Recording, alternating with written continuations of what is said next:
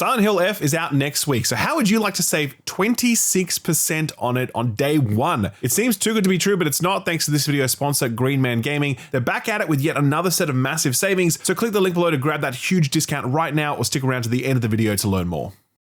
Gamers, let me kick off by saying a huge thank you. Last week, I spoke about some of the challenges that YouTube was dishing out with basically every content creator I follow talking about a sudden and inexplicable drop in viewership. Well, you guys definitely showed up. The crazy like ratio on that video gave it a nice little algorithm push.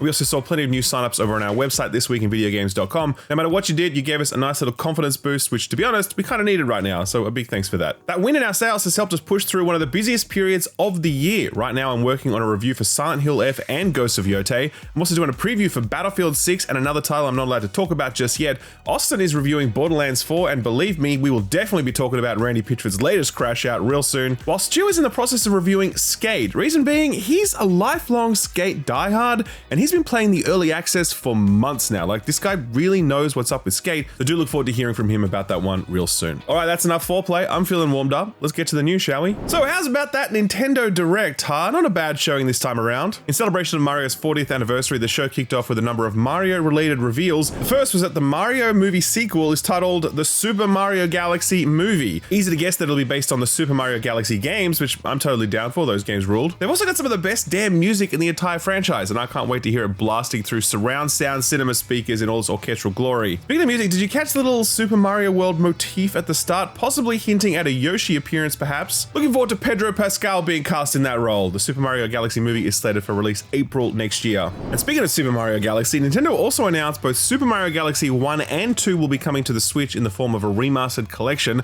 That's awesome, since those games are currently only available on the Wii, but what's not awesome is that the collection will retail for $70 US. Yay! That is truly the most Nintendo move of all time. Not even their back catalog from 3 console generations ago is able to lock in a decent discount. Still more Mario announcements to follow, one being the reveal of Mario Tennis Fever coming exclusively to Switch 2. As someone who's gotten into tennis in the last year, I'm unreasonably excited for this one. Previous games in the Mario Tennis series were a lot of fun, but this one brings with it special Fever rackets that offer abilities akin to those found in Mario games like shrinking mushrooms, fire flowers, and many more. It also brings the addition of a full story mode where the gang are transformed into their baby forms and must learn to play tennis from the ground up. Actually really like that, that's cute. Mario Tennis Fever arrives February 12th next year. We then had the reveal of Super Mario Wonder Nintendo Switch 2 Edition plus Meetup in Bellabelle Park, continuing Nintendo's tradition of having the longest and worst game names of all time. I swear the only company that's worse at naming things than Nintendo is Xbox. Have you all pre-ordered your Asus ROG Xbox Ally Royale X Pro Series Black model yet? Let me know in the comments below. Finally, to finish up the Mario block, we got this delightful reveal. Roll it, Stu. It looks like the book has information within its pages about unusual creatures. But it can't actually see what's written down. So Yoshi jumps in to help investigate. This is Yoshi and the Mysterious Book, a new puzzle platformer that puts Yoshi inside a storybook. At first glance, it looks like any other Nintendo platformer, but there's actually a pretty cool conceit here, in that all the critters have interactions with the world that you'll need to discover for yourself. An example given here are these dandelions that could latch themselves onto creatures to freeze them in place, but when used on rocks, those rocks become brittle, allowing Yoshi to smash through them. I'm really into this actually. It looks very sandboxy and experimental in a way that Donkey Kong Bonanza was. Fingers crossed this turns out to be another sleeper hit. We'll find out for ourselves when it launches sometime in northern spring next year. Moving on to the non-Mario announcements now, we first got a very surprising but very welcome release date trailer. Show 'em, Stu.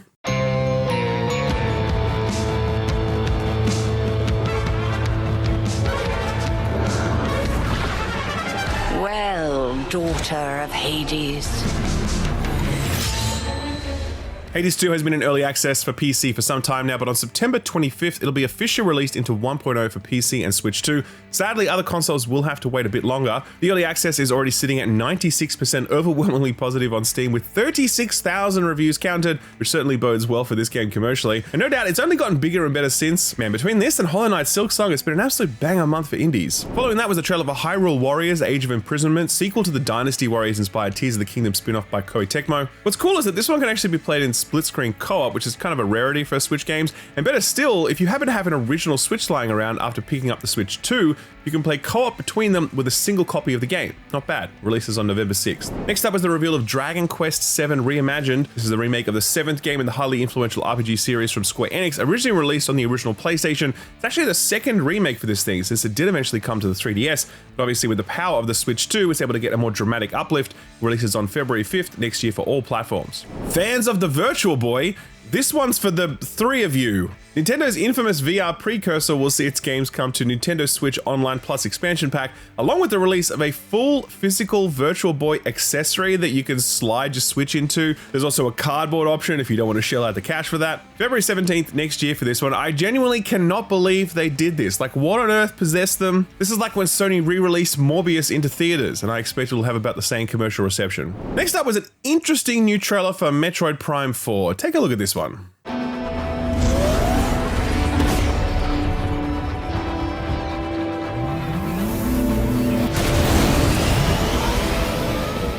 Yeah, so Samus is getting a motorbike, apparently, that sees you cruising around large, empty spaces in third person. As the top comment on the YouTube video said, quote, Samus's bike will either be incredible or the worst decision they've ever made. No in between, end quote. Which, yeah, I can really see that going either way. Find out for ourselves when Metroid 4 releases December 4th next year.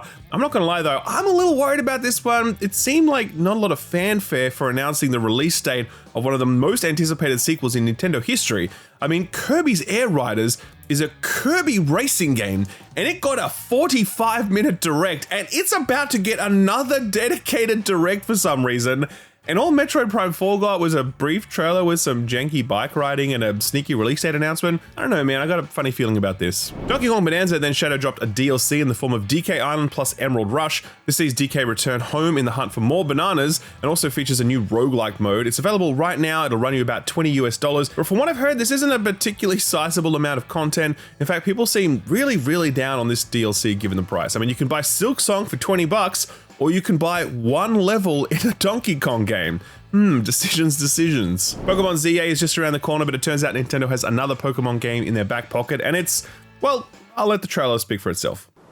This land is just waiting to be shaped by a Ditto that looks like a human.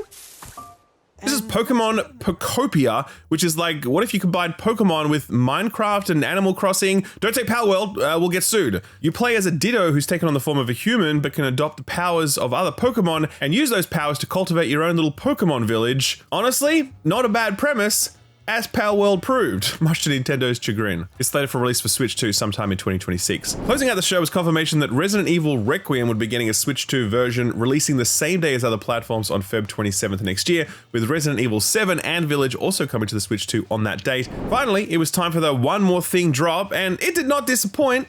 If you're into this sort of thing, show 'em, Stu. Draw now upon your strength. Hold fast to the devotion in your beating hearts. Hear me now as I declare that the heroic games have begun! This is Fire Emblem Fortune's Weave, a new entry in the long-running tactical RPG series. This time it's revolving around a gladiator-style tournament with a hinted connection to series favorite Three Houses. The most recent entry, Engage, was a bit of a misstep. I think it was still good. The franchise has a lot more potential than Engage was able to realize, so hopefully Fortune's Weave can get the job done when it launches sometime in 2026 for the Switch 2. So yeah, pretty good showing from Nintendo this time around. Nintendo has a big couple of months coming up, and this direct reminds us that there's always more stuff coming after that. I know a lot of the discourse around the launch of the Switch 2 was that it didn't feel very exciting, but I think it'll be pretty hard to argue that with the likes of Kirby, Pokemon, Metroid, and a new Fire Emblem ship. And we haven't even heard about the next Mario or Zelda games yet. And let's not forget about the one we're all waiting for, ARMS 2. I'm sure they'll announce that any day now. Not a lot to report on outside the Nintendo Direct this week, but one story that was impossible to ignore was the continued saga of Gearbox CEO Randy Pitchford absolutely crashing out in response to Borderlands 4's performance issues. As ever, Gearbox's worst enemy is their own CEO, who took to Twitter in an attempt to gaslight us into thinking that actually, it's your fault that Borderlands 4 runs like ours, and if you have a problem with that, you should make your own game engine, damn it. It began with a thread of him outlining all the ways in which he makes Borderlands 4 runs at a stable frame rate on his machine. Things like enabling hardware scheduling in your graphics driver settings, turning volumetric fog off, using DLSS, and ending with this little morsel, quote, "I know a lot of you are dead set on playing at 4K with ultra max settings and using 2 or 3 year old hardware. You do you. But Borderlands 4 and Unreal 5 are doing a lot, and for me, that trade-off for frames isn't worth it. I play at 1440p with settings super high, and I'm super happy with that trade-off. The game looks amazing at 1440p. If you're not 4K stubborn and just want to have a great time with high performance, please consider running at 1440p resolution. If you've got a beast video card, you're probably fine at 4K, but if you're in the middle or close to min spec, I would definitely recommend making that trade," end quote. Thanks, Randy. Thanks for telling us how we should all be tuning our own PCs. Very helpful. I mean, to say that you simply shouldn't be running the game in 4K and that you're stubborn for expecting that to work, it's like, dude, what is going on here? What's happening? That is not how you should be speaking to your audience. An audience who very often know exactly how games should run on PC, and they know the problem is not their own hardware or the specs they're choosing to run at. There's also some really cheeky strawmanning and saying that it's just people on that 2 or 3 year old hardware struggling to play 4K max settings, when the reality is that even those on proper top of the line PCs equipped with the absolute latest GPUs were unable to play with stable frame rates without FrameGen enabled. Not to mention that this like 2 to 3 year old hardware he's referring to, that isn't even that old. Like, we're talking about the 40 series GPUs here, cards that would be more than capable of running a game like this if it was properly optimized. One Twitter user asked in earnest, quote, "What 3 and 4 year old hardware? What were the specs? It's great you're offering help. Would have been better to build it for the most common hardware in the first place," end quote. Randy Pitchford then responded with a genuine all-time, I truly believe this may be his best work to date. Here it is, ready, quote, "The most common hardware is a 4-year-old cell phone. Borderlands 4 is a premium game made for premium gamers. If you're trying to drive a monster truck with a leaf blower's motor, you are going to be disappointed," end quote. I'm not going to lie, man. Sometimes I absolutely love him. Another user responded, quote, "Or just an idea here, make your game look good without relying on AI upscaling," end quote, to which Randy replied, quote, "Code your own engine and show us how it's done, please," end quote. It's a good thing he's a CEO, because I don't expect he'd have much of a future in customer service. He then continued posting throughout the weekend to handwave performance concerns, one post citing customer service reports that claim only a tiny fraction of players were having issues. He later followed up with another thread beginning, quote, "Every PC gamer must accept the reality of the relationship between their hardware and what the software they're running is doing," end quote. Amusingly, this got flagged by Twitter's context note saying, quote, "The publisher of a game is responsible for providing accurate recommendation and minimal specs, since the consumer has absolutely no way to check how the game is going to run on hardware before release," end quote. Community notes, the one good thing Elon has ever added to Twitter. And look, this is all extremely funny, don't get me wrong, but the sad part about Randy's tirade is that it's kind of overshadowing the fact that Gearbox are actually working towards ironing out all of these issues. They've already released a patch that appears to have helped with performance, pushing the game from mostly negative on Steam up to a mixed 67% at the time of writing. I'm sure that with time, Gearbox will eventually right the ship, but I can only imagine how frustrating it must be when your captain is insistent on yelling at the passengers while they're complaining about him driving the ship into an iceberg. I haven't had a chance to play Borderlands 4 myself since my schedule is really packed right now, but I've got Austin working on a review for it, which is sure to include a breakdown of how performance issues have panned out. Make sure to subscribe and ding that notification bell so you know the minute that review goes live. Closing out with a bit of Silksong related news, following last week, the game continues to take the world by storm, though there's at least one person who's not too happy about its sudden release date announcement. Jonathan Jacques Belletet is the creative director and art director for Hell Is Us, and in an interview that we had with him on the latest episode of the Friends Per Second podcast, he had this to say, quote, "When you know you're that big, I think a shadow drop is like, wow. As the GTA 6 of indie games, to shadow drop something like this is a little callous. We decided to keep the date, and I'm happy that we did. We're still much bigger than some of the smaller ones who would have gotten a lot more affected and who decided to change their dates. Changing the date of Hell Is Us would have been a pretty big endeavor," end quote. He went on to clarify, however, that it would have been challenging no matter what day they released, given the speed of the industry these days. Quote, "Honestly, it's not just Silksong. There was Kronos, The New Dawn. It was a busy time. That's the thing nowadays, honestly. Getting a window where you're pretty much alone is impossible. 15 years ago, the mid-end of summer was always a dead period, but there's no such thing anymore. It's just constant madness," end quote. And yeah, that's something I can attest to in my years of doing this job. Typically, there would have been kind of a slow period for reviews as studios gear up to drop their big releases around Christmas time to capitalize on the amount of spending that happens during that time. Now though, not so much. Gaps are filled with indies and AA titles that have become equally as attractive as AAA offerings over the years, some even more so. With so many games releasing, but customers not gaining any more time or money with which to play them, people have to really pick and choose what they commit themselves to each month. So yeah, even if the demographics don't completely overlap between a game like Hell Is Us and Silksong, you see how a title with such anticipation around it could have greatly impacted the sales and morale of a studio caught on the blast radius. To be clear, I definitely don't think Team Cherry were wrong for doing a shadow drop release date announcement, but given that they were well aware of how much hype was surrounding Silksong, I can definitely see why giving more of a heads up would have been helpful to other, smaller games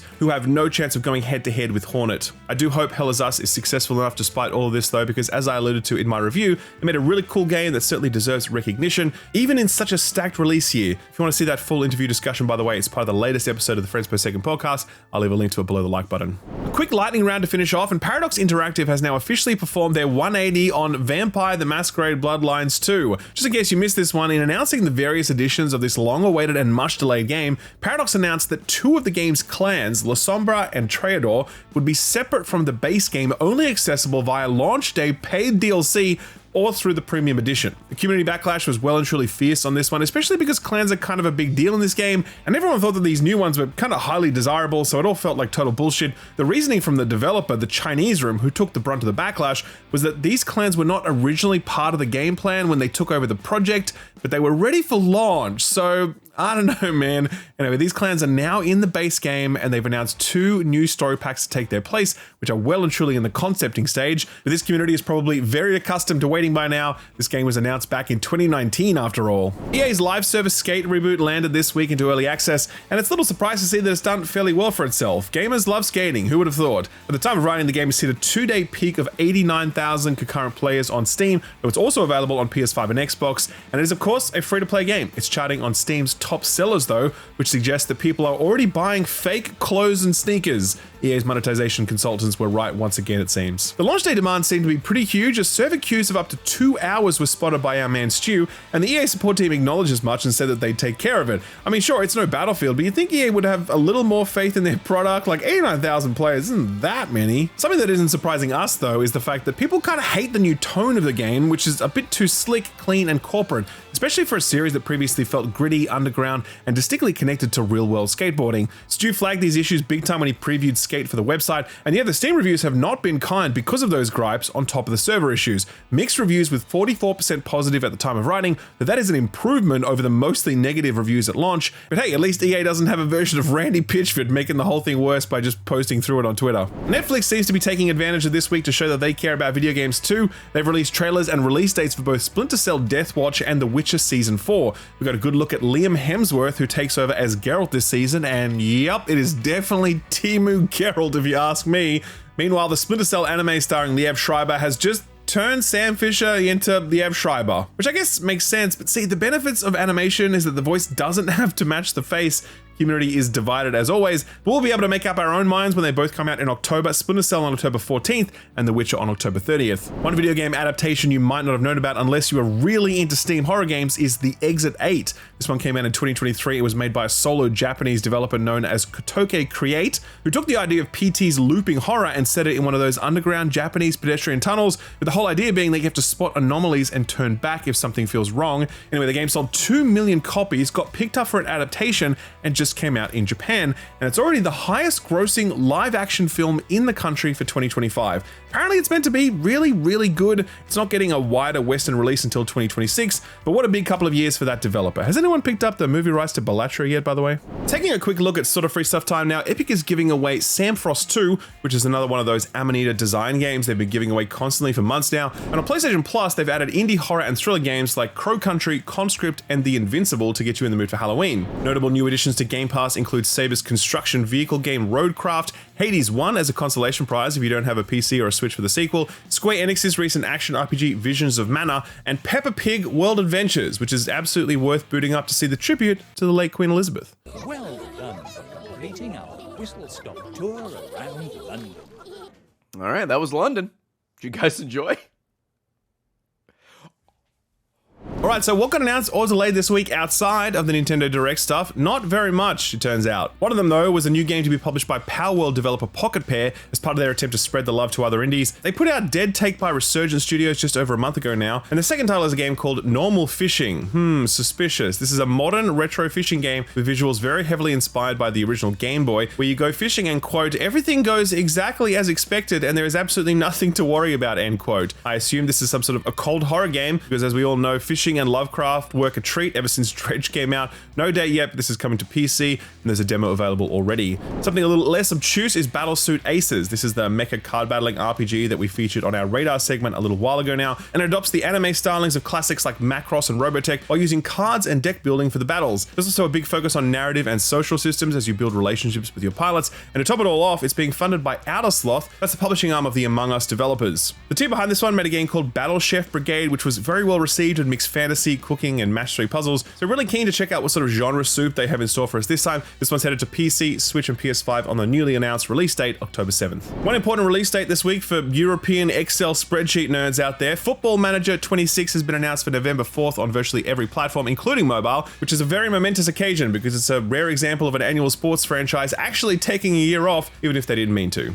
Now, there were a couple of delays this week, and though we weren't really expecting anything from these games anytime soon, they still come as a little bit of a bummer. The first one is Slay the Spire 2, a sequel to the highly influential roguelike deck builder. Developer Megacrit posted an announcement on Steam saying they delayed this one internally. They're originally planning for a release by late 2025. They've now pushed it to, quote, a secret Thursday in March 2026, end quote. They say it's just for polish reasons and definitely not because of Silksong, and I can't believe they had to specify that. The other one was Balatro. Solo developer Local Thunk had previously said that a big free update was planned for sometime this year, but opened up about being completely burned out following the game's release, success, and then having to do a big balance patch and then a mobile port. Do remember that Local Thunk was absolutely not a full-time game developer before Balatro released, and he said that after a break he's going to be easing himself back into development, taking it slowly and going back to his old hobbyist developer approach like he had when he was making the game in the first place. Taking a page out of Silksong's book, he said, quote, it's going to be done when it's done, end quote. But he assures us that it will happen. Speaking of things that definitely happened, what came out last week? Well, Borderlands 4 was the bigger one, though we've certainly covered that one plenty between last week and this week's episode. Let's maybe focus on the good for just a tiny bit longer, though. Like we said over on Open Critic, reviews were really positive, maybe because all those reviews arrived before Randy Pitchford started tweeting. The average over there is a mighty 85, with just about everyone applauding some really solid gameplay loops and much better writing, though some of it is a bit of an overcorrection. BGC awarded this one 4 out of 5 stars while saying, quote, Borderlands 4 is a great RPG shooter with rewarding, engrossing gameplay.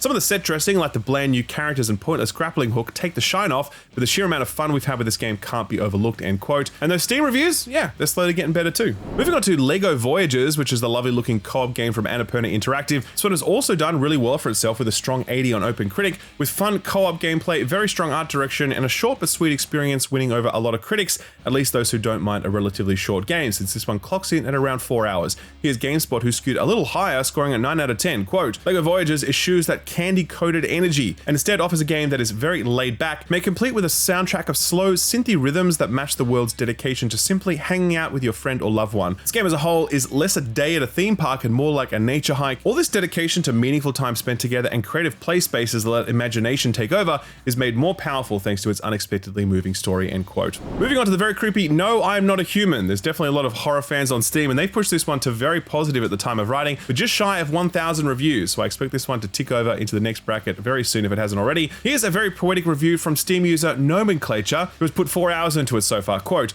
I saw myself in the choices forced upon me, the suspicion, the paranoia, the agonizing decision to turn someone away. Will they bring useful information that may help me understand what is going on in the uncertain world? Do I offer refuge to the person with nowhere to go, or do I leave them to their own devices? No, I Am Not a Human is a mirror reflecting my own biases and fears that force me to confront the darkness within my own judgment. This is a small game with a massive heart, a quiet experience that screams louder than any monster could. The artistry of indie horror is on full display here, end quote. Damn, man, that is one hell of a write-up. If you are not a professional games reviewer, you should definitely consider a career in that path. All right, so what's coming out this week? Well, big week for indies and smaller games ahead of the wave of new release AA and AAA games the week after. Let's start with Tower and the Guardians of the Sacred Tree, coming out on Thursday, September 18th. It's published by Bandai Namco, and this is their attempt to get in on the whole isometric RPG thing. And boy, are they lucky that Hades didn't announce their release date for this week. It's themed around Japanese mythology, and it's put together by a Japanese studio called Brownies, which was founded by one of the key artists and producers behind Square Enix's Mana series.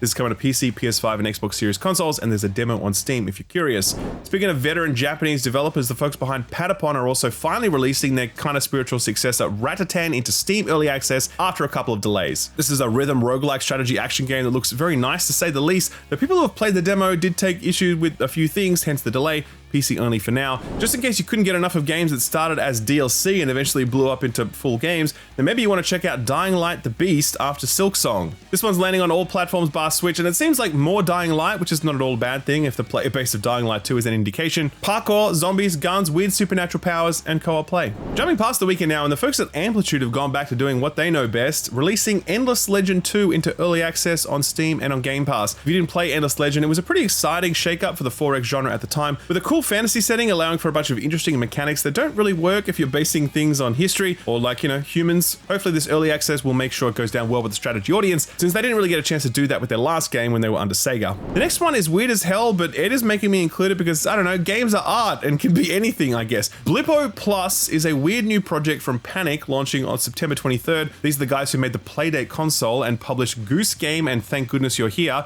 This is a cable TV simulator that takes place in a sci-fi world and has you channel surfing through a bunch of bizarre FMV TV shows to eventually unravel the narrative, kind of like those improv Rick and Morty episodes, except if it was delivered to you via that eye clamp scene in A Clockwork Orange. This is landing on PC, Switch, and it's already available on Playdate in glorious 1-bit video. Finally, and most excitingly, Baby Steps is the latest one from the absolute sadist that is Bennett Foddy, best known for Getting Over It and Co-op, and also the Australian indie band Cut Copy. I love that piece of trivia. After a Silksong-induced delay, the game about being a literal man-child and getting out into the world by using his goddamn legs for once, it's coming out on Tuesday for PC and PS5. This one was developed together with Maxi Bock and Gabe Cuzillo, who are the folks behind Ape Out, worth mentioning because that game ruled, and yes, I can't wait to punish myself with more dumb physics-based walking so I can, just get really mad at nothing. Just absolute nonsense. Now, there's another very cool looking indie coming out this week, which we've had our eye on for a while now, so put this on your radar.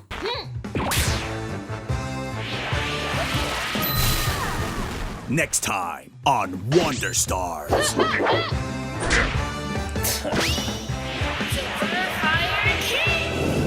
Join Ringo and Wolf, unlikely partners in a race to find the Wonder Star map.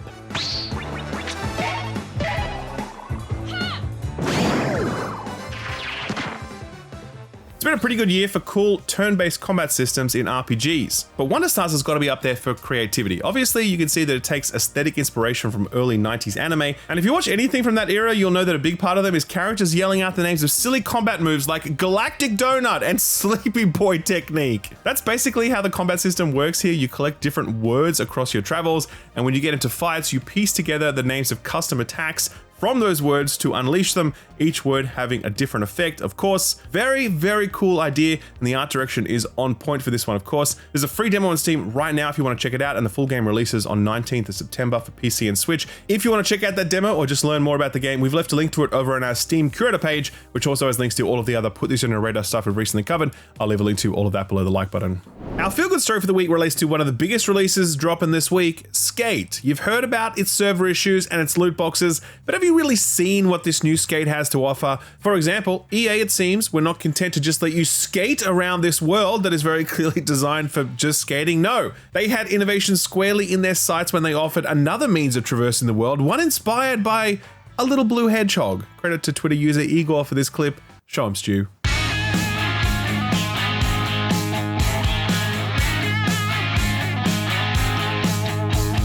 This is real, by the way. This is an actual way you can move around the world in Skate. Twitter user Konto managed to take this technique even further.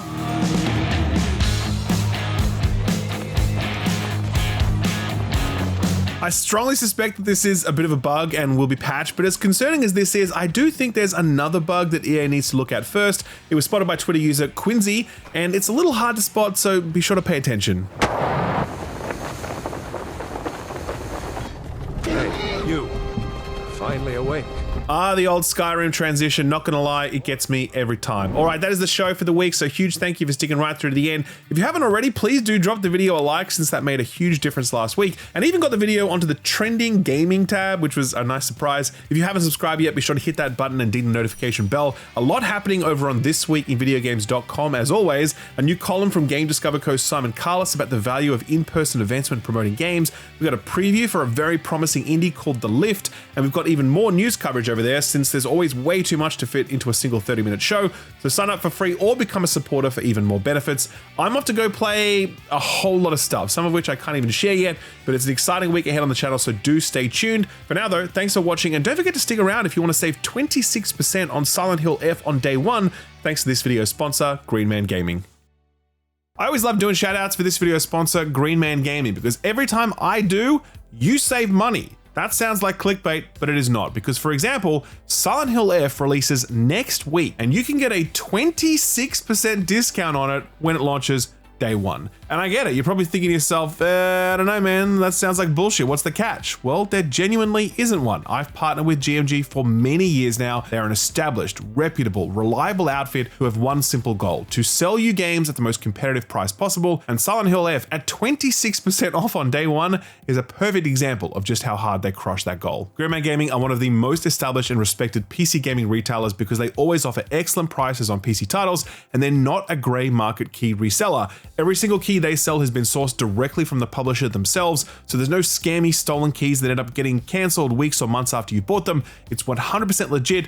All the money goes directly to the publisher and all the savings go directly to you. Green Man Gaming have always been the best place to pick up new release PC games because they're just cheaper almost every time. It's the same Steam key you buy from Valve. You plug it straight into Steam and it appears in your Steam library. It's just 10 or 12 or 17 or 26% cheaper or more when you buy from Green Man Gaming. Over 6 million gamers have purchased from Green Man Gaming over the years. That's a lot of happy customers who have saved plenty of dosh thanks to Green Man Gaming savings. Silent Hill F is one of the year's most anticipated titles, and you can get 26% off it right now. A discount that applies to both the standard and deluxe edition, and don't forget the deluxe edition also includes 2 days early access. So thanks to Green Man Gaming, you're not only getting it cheaper, but you're playing it earlier. To start saving, click the link below in the description and the pinned comment. Be sure to click it so the discounts are applied at your purchase at checkout. There's also so many other discounts active right now, so don't forget to take a look at GMG's expansive catalog while you're there. Thanks Green Man Gaming for sponsoring the video, and thank you for watching it.